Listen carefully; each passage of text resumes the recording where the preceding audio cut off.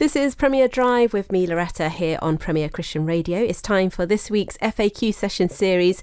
Our series is on marriage, and guiding us through this week is Michaela Hyde, who is the Project Director at the Marriage Foundation, and she's also the Coordinator for Marriage Week, which we had last week. Thank you so much for being with us again, Michaela. Really good to be here, Loretta. Thank you. So, as you know by now, the theme this year is a recipe for a healthy marriage. We're trying to help you have the best chance at a healthy marriage, and there's all sorts of things that go into that. We spoke about intimacy and sex last week. This week we're talking about something which is a blessing but also brings its own challenges: parenting and its impact on marriage. This is a big one, isn't it, Michaela? Really is, yeah, completely. I have to say, when I was heavily pregnant and there was no way back, then somebody casually said to me, having a baby is like throwing a grenade into a marriage. I remember laughing but also thinking, oh really? Yeah. And then afterwards I always remember that quote, because there's something in it. It's terrifying, and as unhelpful as it was to hear that, then there's some truth in it, isn't there? There is, and it's interesting because I was just thinking, that's a really unhelpful thing to hear when you're pregnant. But the flip side is we sort of need to go into this with our eyes open, don't we? And I think that's one of the things. We're often not prepared. We're not fully prepared for what parenting will be like and how things will be. And I do think that there is that sense of explosion when a child arrives, and particularly when they're tiny, when they're first born and they're really small, and the the sleepless nights. It is really demanding on you as a couple and as individuals. And if I remember when I had my second child, so I had a 2-year-old, and then I had Will, who was just a few weeks old. I remember one day I was just exhausted. I couldn't sleep during the day because of my 2-year-old who didn't want to sleep during the day. And I remember thinking, when my husband gets home from work, I'm just going to have to go to bed because I'm so exhausted. And he came in and he was also utterly exhausted, except he suffers with migraines and they can make him physically sick. So I thought, if I go to bed, he'll be sick, but if he goes to bed, he won't be. So I remember saying, well, you better go to bed then, and then just cried afterward, just feeling like utterly drained. And I remember phoning my mum, and she came and rescued the situation, took Will, and I went to bed, and we both slept, and that was our time together for the evening, side by side, asleep, exhausted. And I think with parenting in those early days, it is draining and it is hard work, and that level of kind of exhaustion is for a relatively short period of time. At the time it feels like it's going on forever, but when you look back, it is a short space of time. But I think when you have children, you do have to keep thinking about taking care of your marriage as well, and don't allow the focus to be all about the children. In actual fact, sort of the period of time around having children can be the time when there's most strain on the relationship. That's when relationships are more likely to split up, is the reality. Because it can be very pressured. But I don't say that to scare people. I say that to encourage us to be intentional, to not allow those things to happen. There are countless people that we know, friends who are intentional, and as a result, their relationship has grown through the experience. And carving out time together for each other, even when it's really chaotic and busy. And when our children were smaller, we used to do the sort of date night thing, when you have to say, well, even though we're married, we're going to have a date night. And we didn't have, my parents were local, but they're quite young parents and quite busy. So we didn't have babysitters all the time. So we used to say Wednesday was wine on Wednesday, and was our date night, and we'd have a glass of wine or two and watch a film together. And it felt quite decadent to be doing that midweek as well. But it was just this time that we carved out for each other, regardless of whatever else was going on. It was a prioritised piece of, bit of time together. And I think making that a priority is so important. And the other thing I would say as well, when you have children, as well as having maybe a date night, but check in with each other every day. It's very easy just to kind of be ships passing in the night, particularly when the kids get bigger and they've got 101 different clubs to be at, and you're here, there and everywhere, and I'm working and my husband's working, and just trying to juggle and balance it all. Just spending like 10 minutes. We've got a really nice coffee maker at home. I don't say that to brag or show off, just to say I love coffee, like a really nice coffee.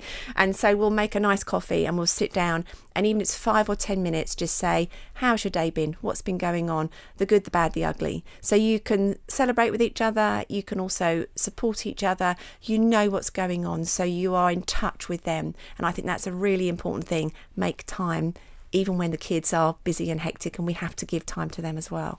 That's so good. I do remember from that first year, I mean, the first 6 weeks, you don't know which way is up. And then there's the magic 12 weeks where the mist lifts a little. Yes. But really, for me, I felt like I didn't really come back to myself fully until a year, really. What can we do if that has happened? So there's been a year where you just know your relationship has been different. How can we reconnect when there's been a disconnect? So however long that might be, whether that's 6 weeks, 6 months, maybe sometimes a year can turn into 3 years, because the danger is otherwise everything becomes about the children, and then the children go off to university or leave home or whatever, you look at each other and go, I don't know who you are anymore. Yes. So if that's happened for whatever reason, you've not managed to be checking in, and you realise, hang on a minute, we're completely disconnected and have been for a while. How can you reconnect? I think in part it comes back to what I just said a moment ago, that you need to start creating time to be with each other. And if it feels really difficult because things have been allowed to drift, even if you start by just taking 5 or 10 minutes to do things together, just to sit and talk, but perhaps go back to, think back to your relationship when you first were together. What made that relationship kind of, shine, if you like? What are the things you enjoyed doing together? So perhaps go back, if you, I don't know, maybe you enjoyed going to the cinema a lot, or bowling, or whatever it might be. Do try and have some time doing fun stuff that is less demanding on your relationship, but is just time together, enjoying space with each other. And then as time goes by, again, increase that time, make those regular moments happen. The other thing as well is marriage courses, marriage apps, things like Toucan is an app that you can do together at home, and it addresses some of those things that might have kind of drifted because you've not been focusing in on each other. There are also courses you can actually obviously attend on a weekly basis, and that could be something that you again could look into and do together. So I think get help, and maybe if you're feeling as though it's got really tricky, talk to some friends about it. Talk to people that you trust and say, we feel like we've drifted. What did you do? I mean, if you know couples that have been together for a long time, chat to them and say, how does it work for you? And I think sometimes there is this myth that when we get married, you look at all the happy married couples and they're all just happy all the time. Everyone has struggles and difficulties, and there are times when you can feel really close and times when you don't feel as close. So ask other people, get some help and get some advice as well. But I think as soon as you've realised that there are some issues, it's a choice, and that comes back to what commitment is about. When we get married from the beginning, we choose to commit to each other forever, and our intention is for it to last. I know there'll be situations where that may not be the case for whatever reason, but we start off with the intention of choosing to be together forever. That commitment applies every single day, and if we're feeling a bit more apart, a bit more disparate in how we're connecting and relating to each other, choose to commit to them again that day by giving time, by doing something kind for them, by be affirming. Maybe it might be that you say something that just will lift their spirits, identify what their needs are, and talk to them about your needs as well. So being open and honest and vulnerable. I know certainly for women, and I can only speak as a woman myself, that it certainly in becoming a mum, there you go for a stage where you almost feel like you lose your identity and nobody talks about it. Yes. And you're like, who am I as a woman? Who am I as Loretta now? And as much as it's an amazing privilege and the best thing that happens to me to be a mum, I also was a little bit like, is that all I am now? I'm somebody's mum. And I think sometimes if we feel that about ourselves, we can sometimes wonder if our partners just see us as somebody's mum, as the mother of the child, or your husband becomes just the father of your child. And you even say, you call each other daddy and mummy the whole time instead of our names. How can we start to, and of course that's not going to be good long term. How can we start to see our partner as the man and woman that we married, and not just the parent to our child, as much as that's a privilege? I mean, I do know what you mean. I do remember sort of saying, daddy says do this and mummy's that, and we're referencing each other in the room as mummy and daddy, and it becomes very much about that. And I think that it comes back to, again, making time. That's my big thing, as you've probably picked up. It's making time for each other and removing yourself maybe from the environment at home, so that you go out and you do something fun that I quite enjoy dressing up. I quite enjoy, doing my hair and makeup and so on. And it's easy when you've got children and life's busy just to kind of, just sort of slope around in your slippers and and a big hoodie or something. And there's nothing wrong with that, and I like those things too. But sometimes actually just taking time out to feel better about yourselves. I think partly we need to begin by thinking about making ourselves feel better in ourselves too. So it's not just how a husband or our wife might view us, but it's about us valuing who we are, and then being able to give our best to our partner as well, and for them to do the same. So I think taking yourself out of the home situation so that you are not with the children 100% of the time. And I spoke earlier about our wine on Wednesday evenings. That was staying at home with my slippers on, but it was still, if you like, time that was separate for us. It was time that was focused on one another and not on the children. And I think that's the thing to be careful about, is just thinking about, where is my focus today? Where is my focus? Where does it need to be at this point of this day? And phones as well. I mean, we haven't talked about social media at all, but for example, when you are having time with your other half and the kids are not there and they're in bed, or mine are older now, so they keep appearing on Wednesday. We have to get out the house more, otherwise they keep coming in and interrupting. But your phone as well, put your phone away.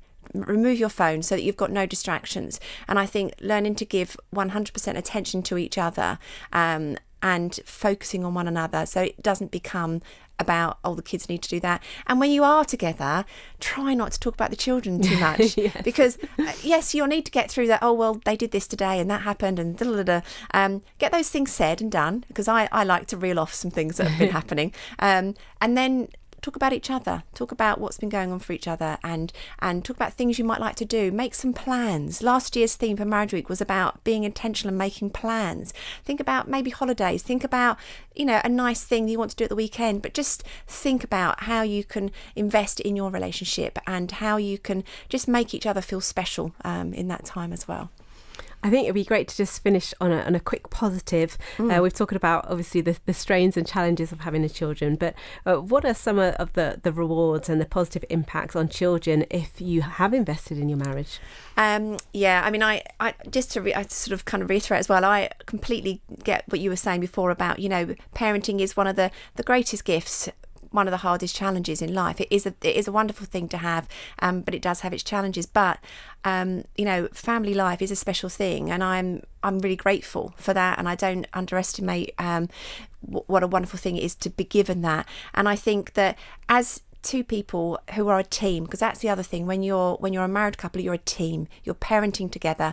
I think that the thing that you're giving to your children is this stable family environment, so they can grow and thrive and become the people that you hope them to be, that God intends them to be. To invest in them is just such a privilege to be able to do.